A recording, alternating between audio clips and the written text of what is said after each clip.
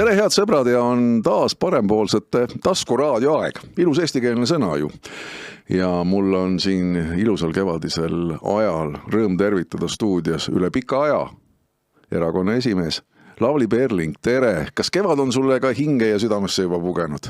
Muidugi on, kuna ma tulin alles äsja tagasi Moldovast, kus ma olin pea 2 nädalat, siis ma võtsin sealt ka ikka tükikese kevadet kaasa, sest seal juba lilled õitsevad. Aga Eestimaa kevad on teistsugune, see on kodukevad. See poeb iga hommik juba põue. Aga tegelikult on Eestimaal ka väga oluline poliitiline kevad.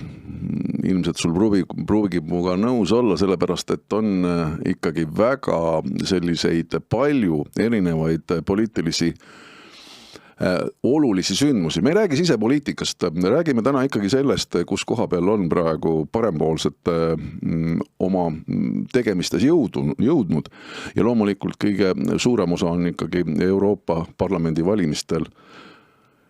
Parempoolsed on alustanud seda kampaaniat minu meelest parteidest kõige varem.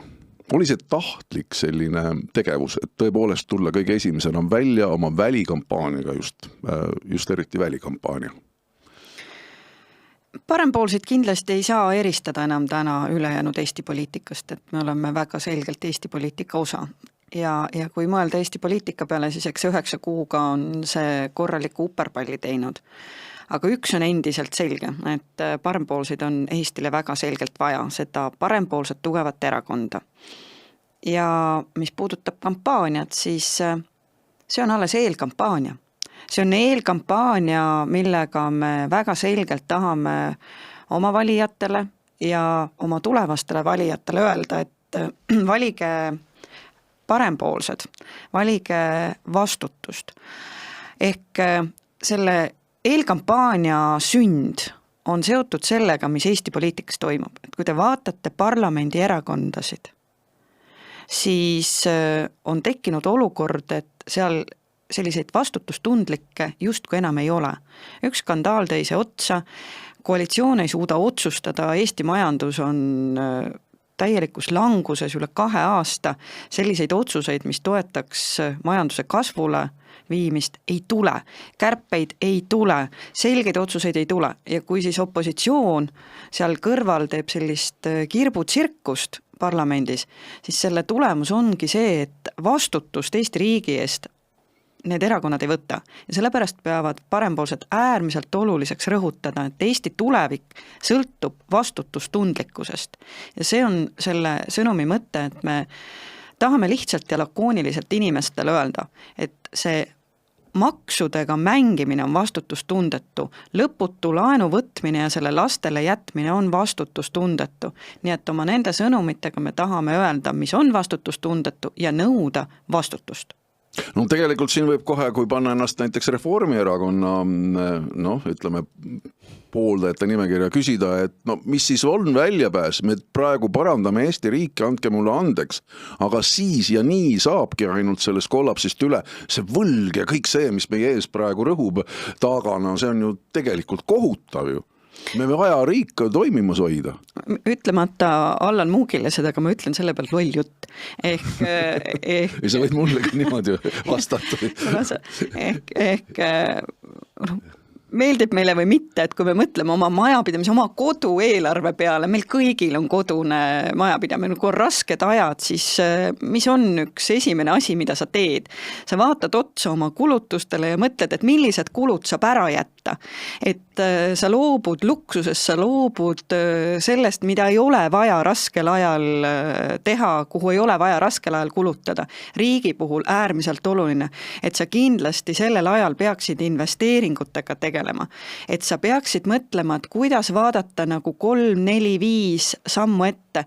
Aga võib-olla kogu see probleem ongi, et kui küsimus on see, et mida teha, ma olen alati öelnud, võtke parempoolsete kärpega ette, tehke see ära. Ehk hakake peale alates ametnike kärbetest, võtke need ametid ette, kus on sellise ülesannete ja tegevuste dubleerimine, igasugused asendustegevused, kaotage ära nagu 1/3 PR-osakondasid, ärge võtke neid luksuskoolitusi sisse riigijuhtidele, mida nagu ei ole täna hädapärast vaja. Veel enam, et võiks vaadata kogu seda keskastme ametnikkonda ja üldse parempoolsed on välja pakkunud nagu ka lisaks sellele kärpekavale. Alusta võiks selleks, et võtaks üks 300 kõige sellisemat bürokraatlikumat normi, et tühistaks nad ära. Üleüldse kogu see põhimõte, et tänane seadusloome peaks olema selline, et me loome juurde ainult ja ainult neid norme, regulatsioone, mida on vaja majanduskasvu toetamiseks. Rohkem ei tegele ja veel enam, kui lood normi juurde, et kindlasti on valdkondi, kus on ikkagi vaja seadust muuta või parandada, siis sa pead sealt alt midagi ära tühistama, mitte et sa kogu aeg lood juurde. Teine väga selge põhimõte, et kui hakatakse riigieelarvet tegema, võtke aluseks aasta 2019, vaadake ametnike arvu, vaadake kulutusi ja proovime sinna ära mahtuda. 2019 oli aasta enne Covidit, et me ei elanud puu otsas ja ei söönud kartulikoori, et täitsa ilus elu oli. Me saime hakkama, et meie riigieelarve on ju kogu aeg kasvanud, aga ikka meie seda palgarallit veab avalik sektor, et vot need asjad ja need väited, et meil ei ole kuskilt kärpida, et see on vastutustundetu. Mulle meeldib väga kindlasti see sinu võrdlus just koduse majapidamisega, sest tegelikult täpselt ju nii elamegi ja mitte see, et oleneb kui suur kellegi sissetulek on, aga täpselt see on ka võib-olla suurema sissetulekuga inimestele selliseid asju ette tuleb ja siis tulebki kokku hoida. Miks meil ei juleta kärpida? Miks me oleme selle vastu kõik absoluutselt nii palju, kui neid poliitilisi jõude avalikult siin me ka võimu juures praegu on, kõik on sellele kuidagi vastu, keegi ei räägi väga nagu nii-öelda avatult sellest, et hakkame riigi aparaati kärpima ja kõike muud seda tegema. Kõik hoiavad nagu sellest nagu eemale nagu mingisugusest tondist. Miks see nii on? See on ilmselt sama põhjus, mida ju ütles Kaja Kallas pärast valimisi, miks ta maksutõusudest ei rääkinud. See on ebapopulaarne. Need on rasked otsused. No kas ta on raskem on siis?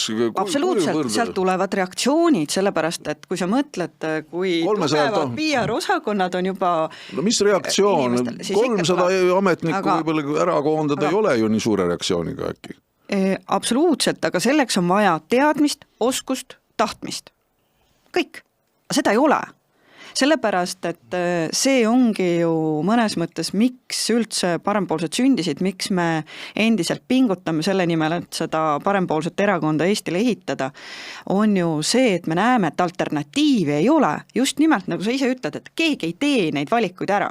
Muideks, mulle võib-olla me võime otsida, et mis see põhjus on, et kas neil on lihtsalt nagu totaalne vastutustunde puudus, on see hirm, et nad ei julge neid otsuseid teha, on see suutmatus, oskamatus.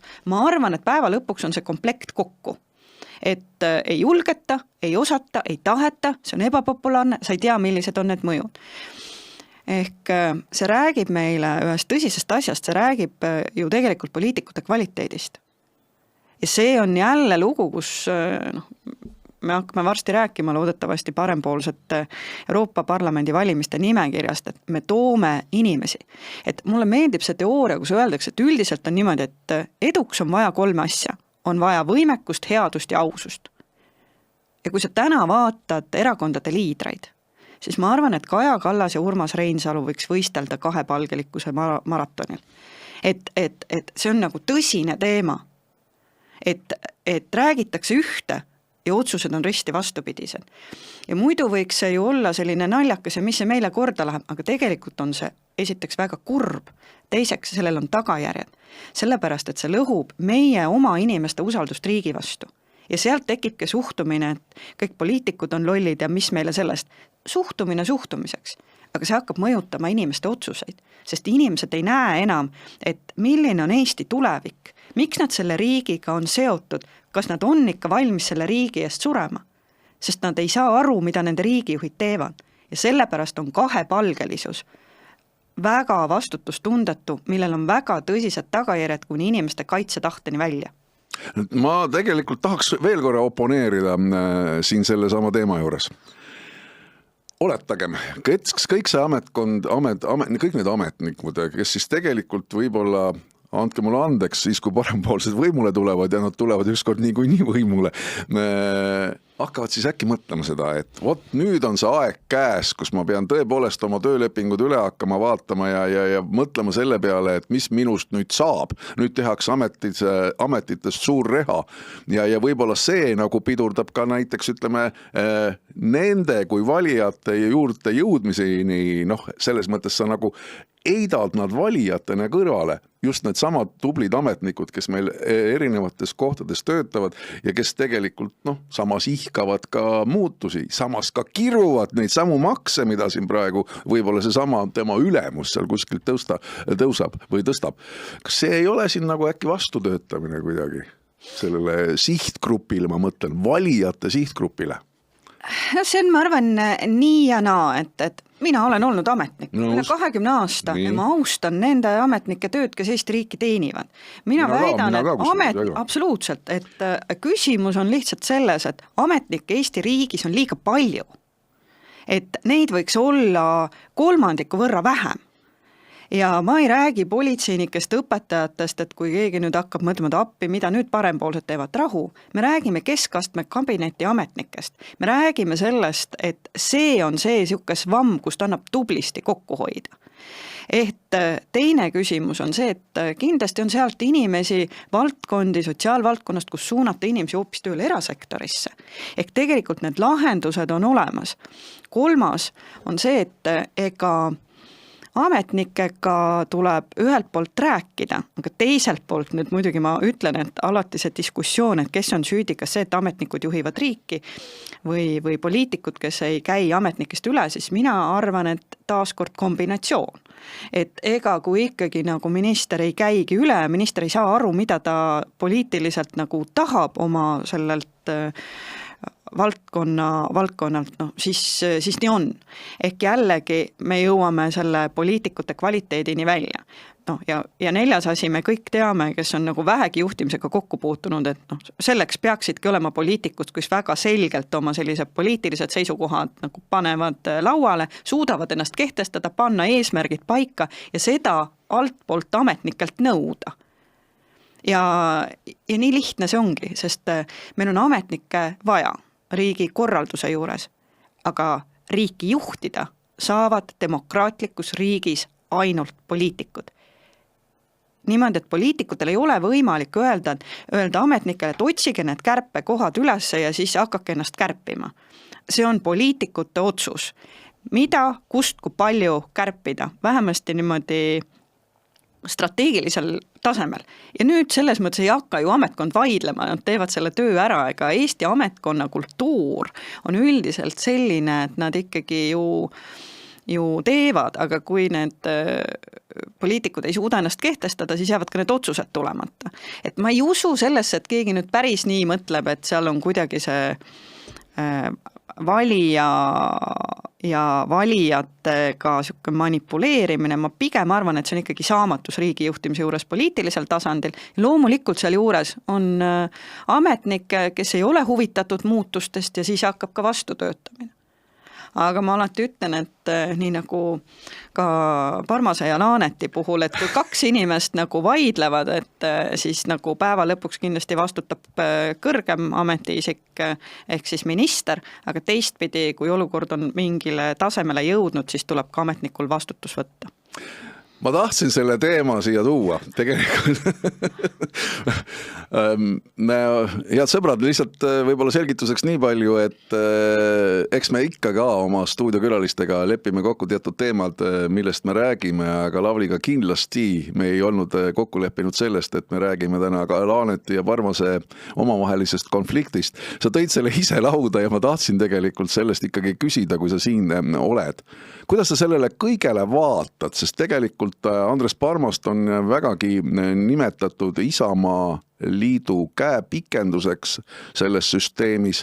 Kas sind taheti ka selleks käepikenduseks ühel hetkel, sa keeldusid ja siis läks täpselt nii, nagu sinul selle riigi peaprokuröri karjääriga? Või kuidas sellele kõigele üldse praegu tagantjärele vaatad? Sa oled seda küll avalikkuse ees natukene kommenteerinud, aga praegu, kus need asjad ja asjaolud on oluliselt ikkagi muutunud, kus minister on tagasi astunud, kus me oleme juba uue ministri saanud, kes peaks nagu selle töörahu taastama.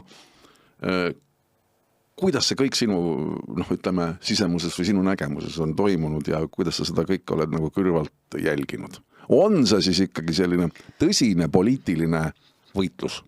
No, ma arvan, et see ongi just nimelt poliitiline võitlus, kuhu on sisenenud ka riigi peaprokurör ja see teeb asja kurvaks.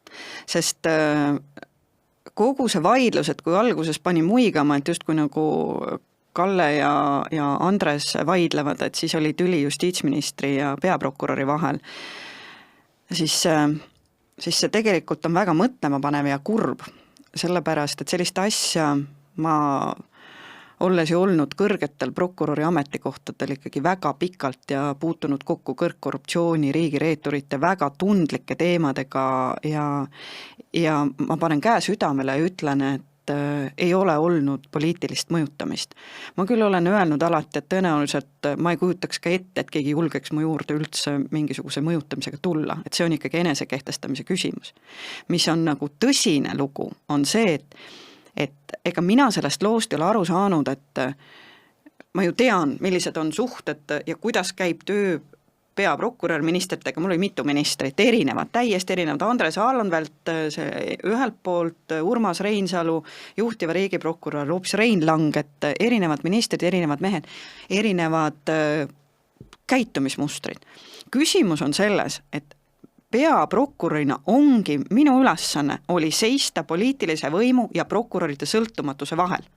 See tähendab, parlamendis käisin mina, ministritega rääkisin mina, mitte ühtegi noolt, ühtegi küsimust ei lase ma prokuröride ja menetluste ligi, sest minu ülesanne on seal vallina seista ja kaitsta Eesti Vabariigi õigussüsteemi sõltumatust. Kas te kujutate ette, et pronksi öö ajal, kus ma olin peaaegu tänaval, ma vastutasin selle eest Tallinnas, oleks ma läinud ja rääkinud, üks minister ütles seda ja teine ütles teist, või kriiside lahendamise keskel.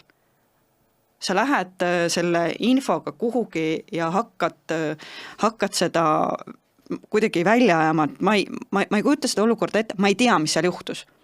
Ehk ma tean seda, et kui üks minister muutuks minu jaoks selliseks, et ma tunnen, et ta mõjutab mind ebaseaduslikult või kohatult, siis minu koht, minu tee on kaitsepolitsei.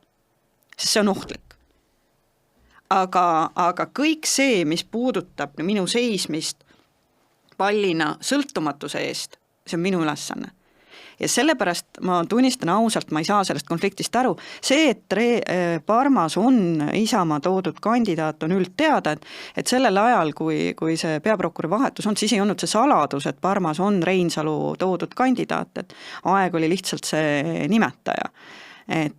Ja ega kui ma seda mustrit vaatan, ma ei ole pidanud kunagi enam pärast 4 aastat mõistlikuks oma lugu rääkida liiga pikalt ja detailselt, eks see jääb sinna riiulile, kus ta on, aga ma kindlasti sellise Parmase Reinsalu koos tegutsemise mustri tundsin ära. No tegelikult just on ju läinud juba sinnamaani, et Kalle Laanet minister on isegi ju olnud see, kes seal mõjutas, kasutati variisikuid ja kõike muid ja kindlasti oli ju tegelikult samas mingis mõttes ju paistab see ühiskonnale ka natukene kehva silma, kui sa teatud väga võtme protsessides kaotad prokuröre, vahetad neid välja, protsessid on pikad, see kõik ju mõjub kohtupidamisele, sa oled ju muga nõus selles mõttes, et prokuröri vahetust olulistes võtmeasjades ikkagi lööb teatud rütmi segamini, kuigi seal on olemas alati teine mängija ja ka pingilt võtta, aga see jääb ka ühiskondale nagu kehvalt paistma. Ja samas ikkagi ka, ütleme, võtmeprotsessid sellised nagu Elmar Vaher, Erik Eldna, Andres Alavere, Aivar Alavere, vabandust. Ja tegelikult see on ka selline protsess, kust kindlasti võib-olla, Laaneti eesmärk oli see lõpetada lihtsalt oportuniteediga näiteks, et sõbrad lähme rõõmsalt lahku ja midagi pole olnud, sest sellist rotatsiooni on Eesti politseis ju kasutatud aastaid. Kas see siin, see võiks nagu see selline küsimärk olla Laaneti ees, et mis teil seal toimub prokuratuuris? Ma arvan, et ma ei kujuta ette, et ma kardaks ministri küsimusi, et et ega minister võib kõike küsida, küsimus on see, mida nagu sa peaprokurörina vastad ja kuidas sa need piirid ise nagu kehtestad. Kuna ma ei tea, et ma küll samamoodi meediast olen lugenud midagi mingitest talletustest, on ju, aga mis need talletused on, et ma ei taha õigustada Laanetit, aga et mu küsimus pigem on see, et kui keegi tajub ebaseaduslikku mõjutamist, et miks sellele siis nagu ei reageeritud, nii nagu me kõik õigussüsteemis teame, kuidas nagu vastavad korrad ette näevad, sellele reageerima peab. Et vot need on nagu sellised minu meelest nagu tõsised küsimused, mis selles loos on vastamata ja minu jaoks on endiselt väga selged, et ega minu meelest Parmas jätkata peaprokurörina ei saa, sest kas te kujutate ette Eestis järgmist kriisi, kus ükskõik milline justiitsminister peaks saama usalduslikult peaprokuröriga rääkida. Ehk kui me räägime, ma ei tea, rahapesust, siis küsimus ei ole kriminaalmenetlustes, vaid küsimus on selles, et Eesti finantssüsteem püsiks, et ei tekiks pangajookse ja nii edasi. Sa peadki rääkima ministriga. Kui on Slava Ukraini asi, kus Eesti inimesed, meie, ma ei tea, vanatädid, vanaemad inimesed on oma pensionist 5 euro kaupa annetanud ja see raha on vasakule läinud, siis on ju täiesti normaalne, kui minister küsib, et peaprokurör räägiks teise peaprokuröriga.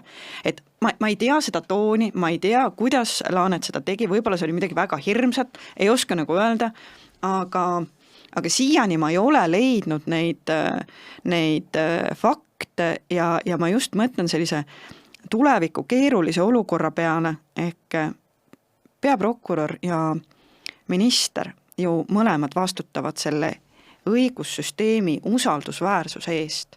Ja see on täna pihta saanud ja see on valus. Aga kui küsida, et kus see tuleb, siis ma olen seda vaadanud ja mõelnud, et ega nii peaprokuröri kui peaministri puhul, ega siis nemad ju ei olegi süüdi, et neil see juhtimine välja ei tule, et mõnes mõttes see on alati nende inimestel otsavaatamise koht endale, kes inimesed ilma igasuguse sellise eelneva juhtimiskogemuseta panevad inimesed selliste kohtade peale, kus neil tuleb hakata väga tõsiseid juhtimisotsuseid tegema. Et see sama mul on alati meeldinud öelda, et ega juht ei ole vaja inimestel selleks, et teha valikuid hea ja halva vahel. Juhte on vaja tavaliselt siis, kui valikud on halvad ja väga halvad. Et juht annaks inimestele lootuse, annaks neile suuna tulevikku, aitaks panna maha selle kauge maamärgi, koondaks inimesed, ütlen, lähme nüüd koos sinna. Ja võib-olla kui kuskil allpool ei ole seda kogemust ja seda raskust olnud varem kantud, siis sellised asjad kipuvadki juhtuma, nagu täna juhtunud on, et võib-olla aetakse segamini minu enda isik ja institutsioon. Sest ma küll pean tunnistama, et olles 99. aastast juhtinud küll raskete kuritegude osakonda, Ida-Virus teinud reforme, täna erakonda, et minu selline juhtimispõhimõte on alati olnud see, et asudes või öeldes selle jah-sõna, ja ma pean tunnistama, et tavaliselt ei tule see kergelt. Saan ma aru, et ma võtan vastutuse, et ma teenin neid inimesi ja seda organisatsiooni. See on minu ülesanne. Teenida neid 24/7. Ja kui ma ei jõua enam, mul ei ole uusi ideid ja kellelgi tuleb see paremini välja, siis tuleb anda sellele järgmisele, sellepärast, et sa ju juhid selleks, et sa tahad, et sinu organisatsioon läheks nagu muudkui edasi kasvule. Eesti puhul tegelikult sama. Ja sellised isiklikud solvamised, isiklikud tülid, isiklikud selliste väiklaste vaidluste lubamine sinna Eesti riigi juhtimise juurde on mu meelest kurb. See on kurb jah, aga tegelikult me alustasime ju rõõmsatest toonidest tänast taskuraadio salvestust ja tahtsime ikkagi rääkida parempoolsete eduloost ja valimiskampaaniast ja sinna nüüd põrkamegi tagasi. See oli selline, andke andeks, head kuulajad, vaatajad, selline vahepõige, aga lihtsalt me ei saanud seda juust kasutamata, kui Lavly meil siin mikrofoni ees on, et see on kindlasti olnud Eesti riigis ka teema, mis ma usun veel maha maetud ei ole ja see kindlasti kütab kirgi ja ma usun ka meie saame sellel teemal kindlasti veel rääkida. Tulles tagasi parempoolsete kampaania juurde. Me rääkisime sellest, sa rääkisid sellest vastutusest, mis on vaja võtta kindlasti sellel juhtimisel. Aga kas ei ole see kampaania natukene liiga Eesti sisse suunatud? Me läheme ikkagi ju Euroopasse, me läheme kandidaate sinna valima. seal tundub, et Eesti poolt on ju kõik nagu korras, Kaja Kallas on ju absoluutselt tipptegija Euroopa poliitikas, parimat meil Eestis praegu ette panna ei ole.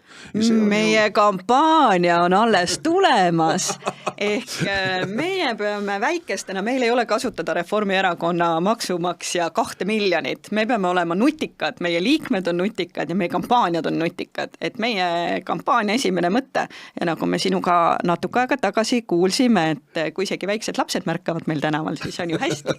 Me poeme kuhugi ikkagi ehk inimeste sellistesse meeltesse ja mõtetesse ja sellise väga noore erakonnana näitame oma märki ja kinnitame, et meie peale saab loota, et meil on see vastutustunne olemas ja me saame aru, millised on vastutustundlikud lahendused.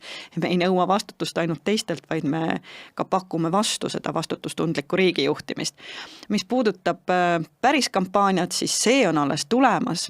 Ehk ka me peame ka oma väga häid inimesi näitama, ja kui te mõtlete eelmise nädala peale, siis minu meelest on põhjust rõõmustada. Esiteks, kui te vaatasite, kuidas hakkasid välja tulema meie kandidaadid, Rainer Saks, ei ole vaja ilmselt ühelegi eestlasele pikalt seletada, mitte ühelgi erakonnal ei ole vastu panna tugevamat julgeolekukandidaati. Me räägime Ilmar Raagist, ei ole mitte kellelgi vastu panna tugevamat kandidaati, kui ta teeb suu lahti ja räägib mõjutustegevusest, kui ta räägib tegelikult migratsioonipoliitikast, olles ise mees, kes käib nagu rindel, kes saab aru, mis päriselt Ukrainas toimub.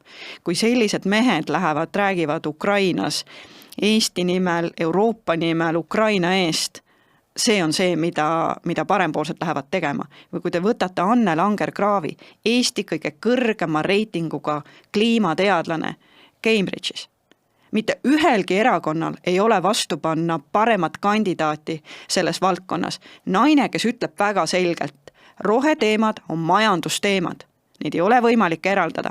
Ainult need, kellel läheb majanduses hästi, kellel jõukus kasvab ühiskonnas, ainult need suudavad oma keskkonda, oma loodust hoida kõige paremal moel. Ja see ei ole kõik. Sina ise ka?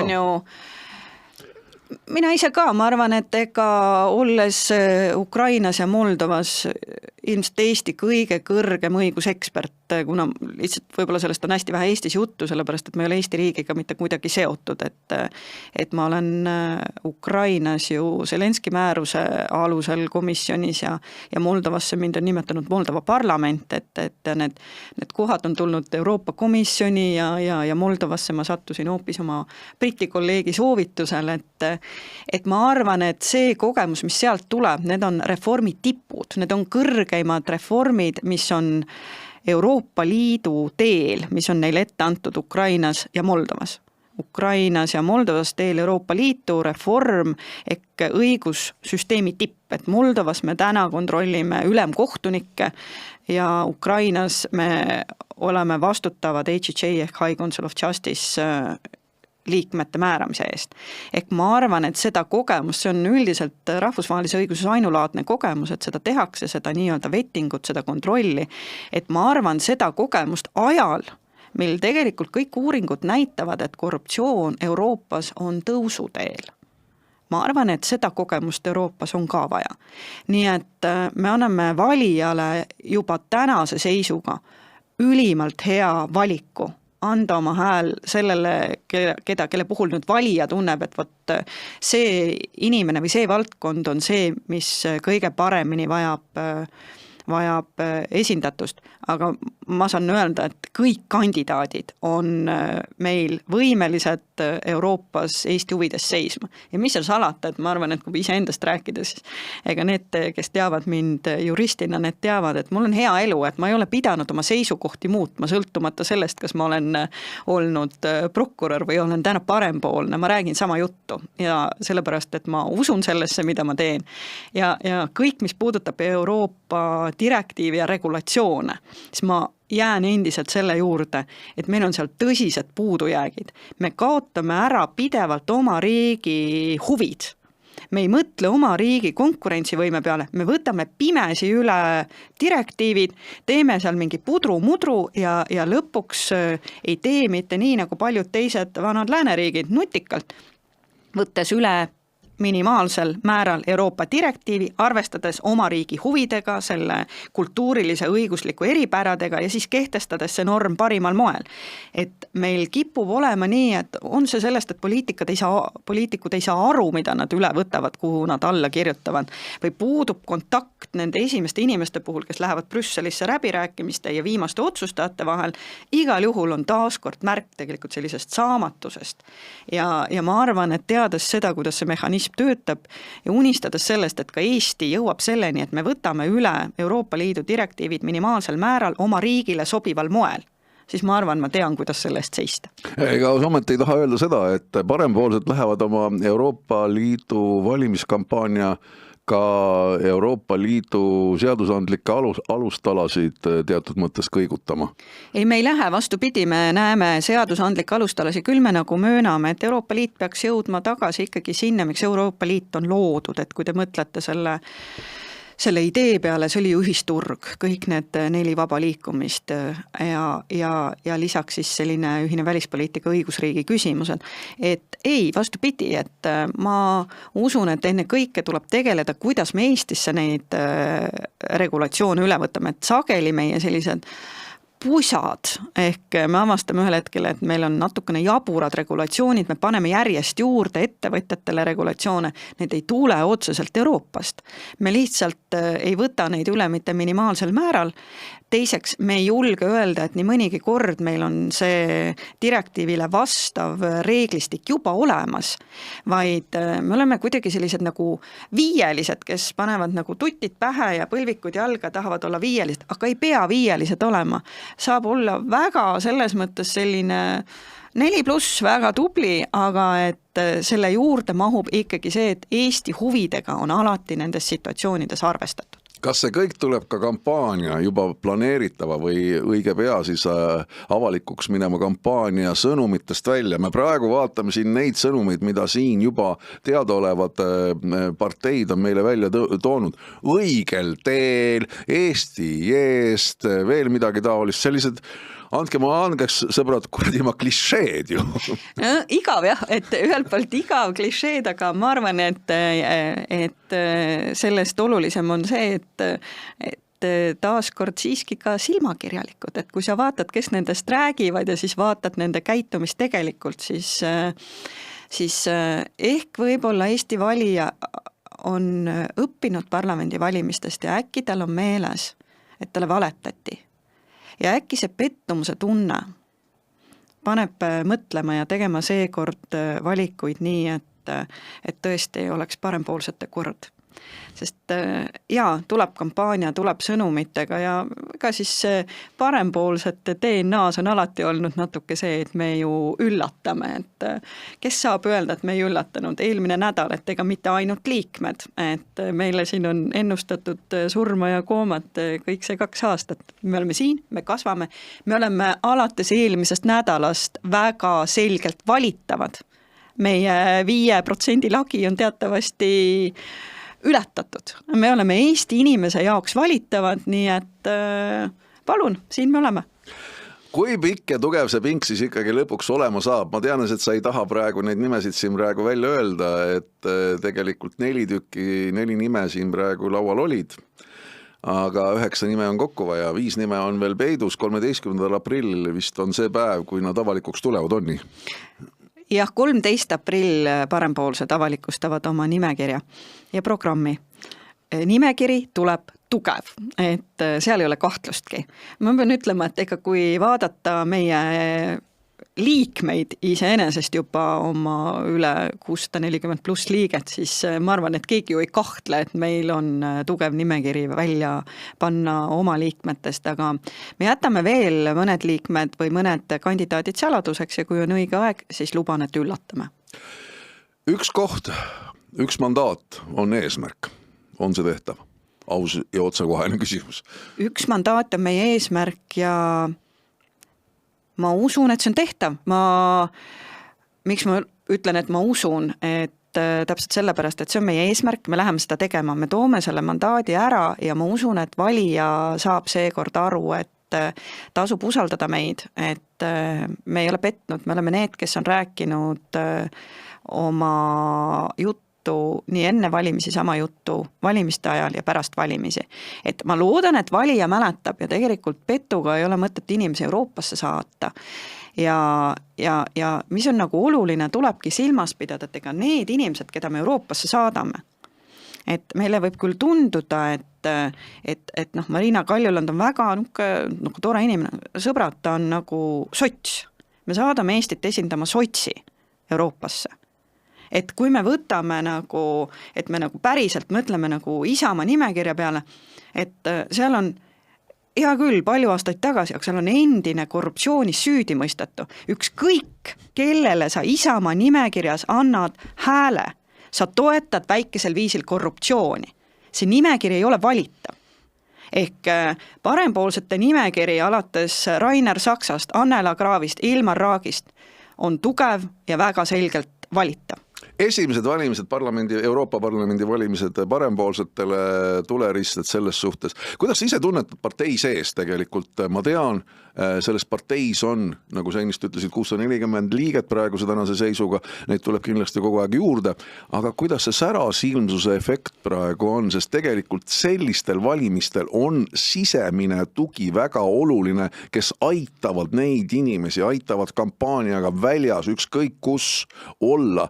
Üksinda seal kuskil Rainer Saks ei lähe ju Aberstisse, andke mulle andeks Nurmenokku poe juurde, tahab ikkagi oleks teised erakonna liikmed ka kõrval. On see, tullakse välja ja värvitakse need siis, ütleme, need kõik kohad ilusti kenasti oranžiks, et inimesed ootavad seda stardipauku. Ootavad stardipauku, küll tulevad ja on enne tulnud ja tulevad ka seekord, sest ega siis kampaania on kampaania, aga kampaania on edukas siis, kui selle taga on ka see tugev organisatsioon, et parempoolsed muidugi lähevad kampaania raames, lähevad valimiste raames võtma ühte mandaati. Me ei ole hetkekski unustanud oma kõiki teisi liikmeid ja seda, et ka organisatsiooni me iga päev arendame edasi, et me saaks päriselt nagu käia oma sõnade järgi, et meil ühel päeval, kui meil tuleb võimu teostada, siis me teame, et me saame riik juhtida targalt, sellepärast, et meie endi liikmete seas on väga selgete arusaamadega targad inimesed ja sa puudutasid õiget teemat. Liikmeid tuleb järjest juurde. Me võtame iga nädal juurde. Me ei ole kusjuures veebruariga ise veel kontrollinud, aga jaanuaris me olime ainuke erakond, kes oli ju plussis liikmete tulemisega. Ehk tuleb, kogu aeg tuleb ja mitte lihtsalt ei tule inimesed, vaid tulevad targad, arukad, haritud inimesed, kellel võib nagu riigijuhtimist usaldada ja kes oma väärtusruumiga sobivad kaasa rääkima riigijuhtimise asjades, sest fakt on see, et erakond ju on see sild riigijuhtimise juurde. Aitäh sulle, Lavly, ja head inimesed, kes te meid olete kuulanud, vaadanud kogu selle vestluse käigus, siis mõelge selle peale ja kindlasti need parempoolsed, kes te seda podcasti YouTube'ist vaatate, kuulate, et tulge ja aidake, lööge kaasa, sellepärast, et igat inimest, igat töökätt, igat parempoolset ja liiget ja kõiki neid, kes veel ei ole otsustanud, on vaja siin Euroopa Liidu parlamendi valimistel, et saaksite kaasa lüüa. Aitäh sulle, kindlasti ei ole see viimane kord, kui me siin laua taga kohtume ja räägime erakonna siseasjadest ja üldisest nii-öelda poliitikast ja kõigest sellest maailmavaatest ka, mis sulle kätte paistab. Aitäh, Lavly, veel kord kõigile ilusat jätku, jagage seda sündmust ka YouTube'i kanalites ja rääkige teistele ja las vaatavad, kuulavad ka üle. Aitäh! Aitäh!